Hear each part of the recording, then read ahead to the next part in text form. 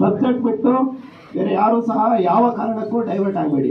ಇಲ್ಲಿ ಸೇರಿರ್ತಕ್ಕಂಥದ್ದು ಮುಖಂಡರ ಒಂದು ನಾಯಕತ್ವ ಏನಿದೆಯಲ್ಲ, ಆ ನಾಯಕತ್ವ ಒಂದಾಗಿ ಒಂದು ನಾಯಕತ್ವದಲ್ಲಿ ಹೋಗಬೇಕು ಅನ್ನೋ ಒಂದು ವಿಚಾರ ಇಟ್ಕೊಂಡು ಬಂದಿದ್ದೇವೆ. ನಾವು ಅದು ಬಿಟ್ಟು ನಾವು ಮಾಡಿದ್ವೋ, ನೀವು ಮಾಡಿದ್ವೋ, ಮತ್ತೊಬ್ರು ಮಾಡಿದ್ರೋ, ಮಗದೊಬ್ರು ಮಾಡಿದ್ರೋ, ಅದೆಲ್ಲ ಬೇಡದೇ ಇರೋ ವಿಚಾರ. ಸತ್ಯನಾ? ಯಾರು ಮಾಡಿದ್ರು ಅದು ಬೇಡದೇ ಇರೋ ವಿಚಾರ.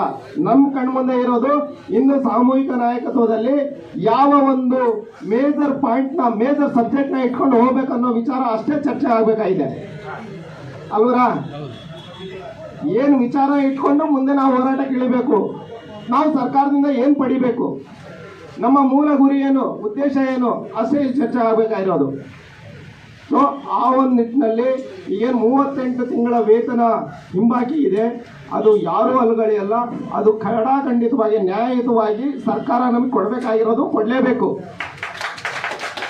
ಅದ್ರ ಜೊತೆಗೆ 1/1/2024 ಏನ ವೇತನ ಹೆಚ್ಚಳದ ವಿಚಾರ ಇದೆ, ಆ ವಿಚಾರದಲ್ಲಿ ಭಿನ್ನ ರಾಗಗಳಿದ್ದಾವೆ ಸಂಘಟನೆಗಳ ನಡುವೆ ಅಲ್ವರಾ? ಭಿನ್ನ ರಾಗಗಳಿದ್ದಾವೆ. ಸೊ ಆ ಒಂದು ವ್ಯತ್ಯಯನ ಸರಿಪಡಿಸ್ಕೊಂಡು ಮುಖಂಡತ್ವದಲ್ಲಿ ಹೋಗಬೇಕು ಹೋರಾಟಕ್ಕೆ. ಅದು ಮೇಜರ್ ಪಾಯಿಂಟು. ಇಲ್ಲಿ ಅದನ್ನು ಬಗೆಹರಿಸ್ಕೋಬೇಕು. ಅದು ಬಿಟ್ಬಿಟ್ಟು ಬೇರೆ ಎಲ್ಲ ಮಾಡ್ತೀವಿ ಅಂತಂದರೆ ಇಲ್ಲಿ ಏನು ಸಭೆಗೆ ಒಂದು ಅರ್ಥ ಇರೋದಿಲ್ಲ. ಸಭೆ ಕರೆದಿದ್ದು ಅನರ್ಥ ಅನಿಸುತ್ತೆ.